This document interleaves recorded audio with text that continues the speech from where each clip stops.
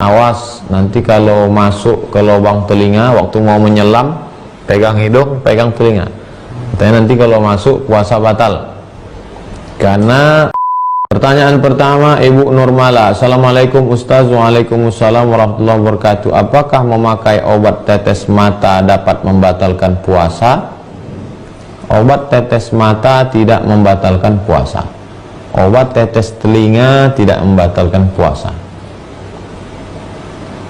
Bisa dilihat dalam fatwa mu'asirah, fatwa-fatwa kontemporer Syekh Yusuf Al-Qaradawi.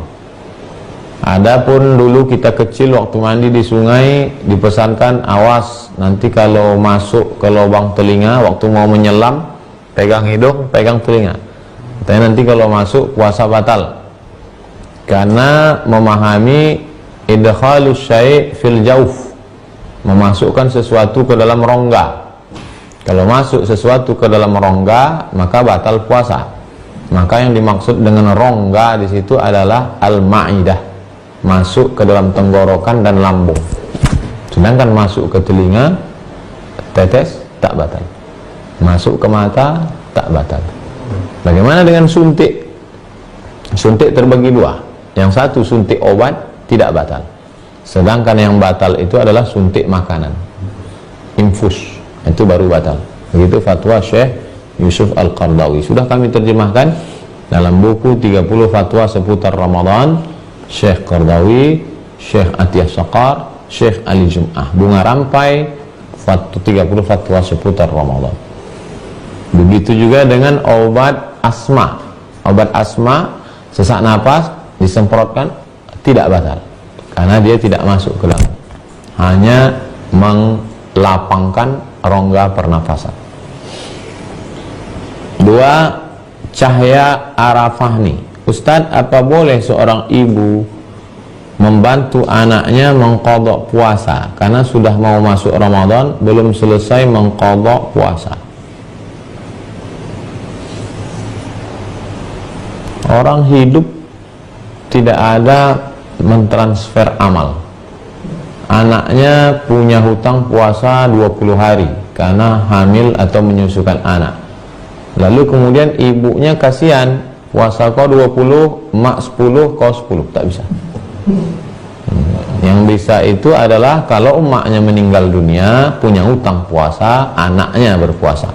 Man mata, siapa yang mati meninggal dunia, wa alaihi siyamun, punya hutang puasa, shoma anhu waliyuhu, ahli warisnya melaksanakan puasa. Ibu bisa berpuasa untuk anak, karena kalau anak ibu meninggal, ibu dapat harta warisan.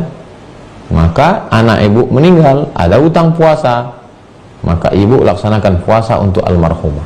Bisa setelah meninggal, adapun hidup tidak. Tiga, dari Pak Chandra, Ustaz, bagaimana hukumnya kita sombong sama orang kaya tapi yang kita sombongkan itu dusta? Tak bisa. Ra'sul dzunub al-kadhib, induk dari segala dosa adalah bohong. Satu bohong akan ditutupi oleh 2-3 bohong, akhirnya 100 bohong. Ada orang kaya sombong, cerita dia tentang rumahnya. Rumah saya ini harganya 1 miliar. Lalu kata mau nyombong sama orang kaya tadi, rumah saya 5 miliar. Nah, itu bohong, nggak bisa begitu. Tak ada yang bisa saya sombongkan Pak Ustadz. Ya udah diam aja, tak perlu dibalas. Tapi kalau ada di situ yang kaya, dia tak kenal, nah, maka katakan rumah saya 5 miliar kata dia. Kalau aku 5 miliar itu baru pintu gerbangnya aja. Kemudian Bapak Arik Samino, Ustadz, saya mengambil 2,5% dari gaji saya belikan sembako untuk anak yatim. Apakah ini sudah termasuk zakat penghasilan? Zakat itu diserahkan kepada 8. Innama shadaqatu lil fuqara wal masakin wal amilina 'alaiha wal mu'allafati qulubuhum wa fir riqab wal gharimin wa fi sabilillah wa ibnis sabil.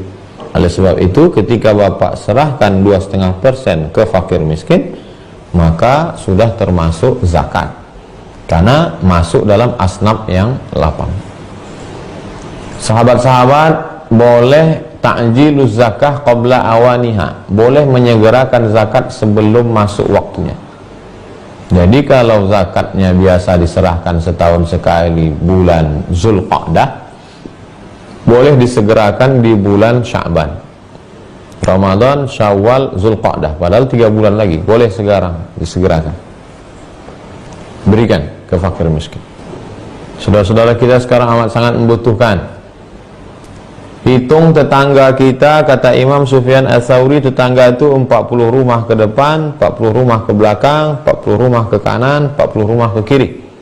Semua jamaah besok pagi coba cek 40 rumah ke depan, 40 rumah ke belakang, 40 ke kanan, 40 ke kiri.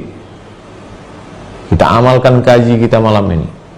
Cek berapa yang fakir miskin, berapa anak yatim, langsung. Masjid-masjid mulai, karena ini sekarang musim sulit, mari kita bantu. Bapak Muhyiddin, Ustaz, apa hukumnya memberhentikan karyawan karena lockdown dan saya tak sanggup memberikan pesangon karena pilot? Apakah di akhirat nanti saya akan dituntut? La yukallifullahu nafsan illa wus'aha. Allah tidak membebani di luar kemampuan kamu. Yang paling bagus, paling tinggi, kalau ada dana emergensi, wahai pengusaha-pengusaha, tetap gaji walaupun mereka tidak kerja, tetap gaji. Ini yang paling bagus, level 1. Nomor 2, beri mereka pekerjaan yang bisa dibawa ke rumah, tetap digaji, bawa ke rumah, level 2. Level 3, kasih gaji sesuai dengan kemampuan. Yang selama ini dia membuat sepatu satu bulan 20, kasih dia hanya 10, gajinya kasih setengah. Ini level 3. Level 4 yang tak mampu sama sekali, apa boleh buat? Memang tidak ada dana emergensi, apapun tak ada sama sekali, maka tidak mungkin pemerintah ngecek satu-satu, ustadz pun tidak tahu, maka disitulah letak iman kita kepada Allah SWT. Wahai bapak-bapak pimpinan usaha menengah, UMKM, pimpinan perusahaan yang punya dana emergensi, jangan zalim. Ittaquz zulma, takutlah kamu pada perbuatan zalim. Fa inna zulma zulumatun yaumal qiyamah. Kalau kau pecat mereka dengan alasan corona, mereka tidak akan komplain, mereka terima. Padahal sebenarnya dana emergensi ada.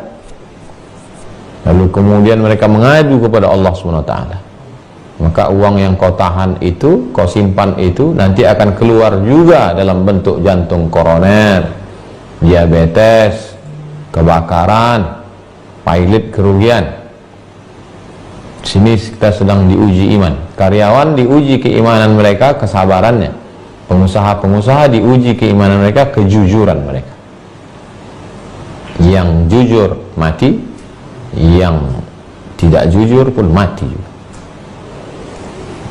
Eli Eboy, Ustadz, saya sudah berpisah tapi masih tinggal serumah karena ingin mendidik anak dan saya menganggap adik kakak. Apa hukumnya Pak Ustadz? La yakhluwanna rajulun ma'amra'atin illa ma'adhi mahramin. Tidak boleh berdua-duaan laki-laki dengan perempuan kecuali dengan mahram. Tinggal suami istri serumah, padahal iddahnya sudah habis 3 bulan, salasata quru, wal mutallaqatu yatarabbasna bi anfusihinna salasata quru. Tinggal dia serumah, anaknya pergi, anaknya tak ada, dia duduk sama-sama di ruang tamu, duduk berdua, haram. Istrinya pakai daster, rambutnya terbuka, kakinya dari lutut ke bawah nampak, haram. Kami sudah seperti adik kakak Pak Ustadz, mana ada. Itulah, ini mestinya ditanyakan ke konsultan pernikahan, Dr. Zulfadli LCMA.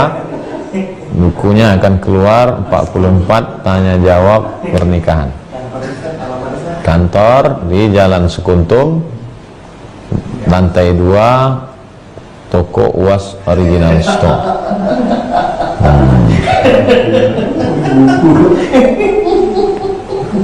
Terima kasih segala perhatian, mohon maaf segala kesilapan dan kekhilafan. Wassalamualaikum warahmatullahi wabarakatuh. Waalaikumsalam.